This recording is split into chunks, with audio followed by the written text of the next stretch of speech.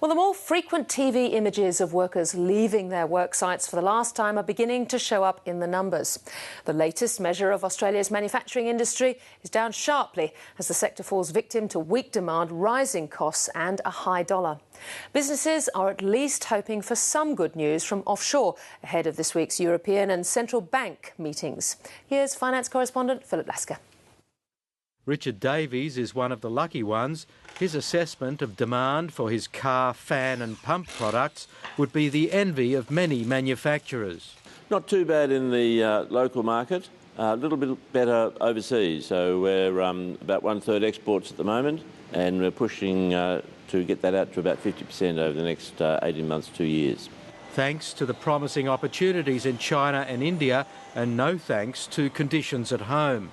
Well, it's very difficult manufacturing in Australia now because I feel manufacturing companies are suffocating from all the different kinds of taxes that we have. If the latest PMI, or Performance of Manufacturing Index, is any guide, the sector is suffocating for a whole range of reasons.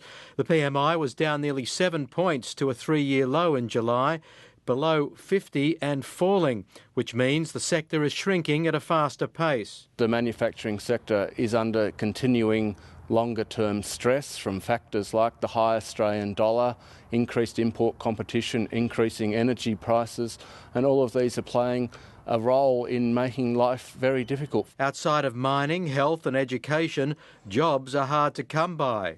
There's virtually no jobs growth. Key areas of employment, such as retail and hospitality, are losing tens of thousands of jobs in the last 12 months. Manufacturing is doing particularly hard, but they're not alone. The only part of manufacturing to have any growth in the past month was food and beverages sector. All the rest went backwards, so there are concerns about employment, about forward orders. Manufacturing representatives are hoping a report on the sector before the government will lead to skills and R&D measures aimed at preventing the sector's decimation. But some claim workers are the victims of corporate Australia's missed opportunities to invest. Business now controls 10% of GDP that it didn't control 20 years ago, and I think we should be asking them the hard questions. What have they done with it, and could they have done a better job? But business is powerless to control the outcome of this week's meeting of both the US Federal Reserve and the European Central Bank. ECB President Mario Draghi's promise to do whatever it takes to preserve the euro has raised expectations that the bank will at least revive its bond buying program.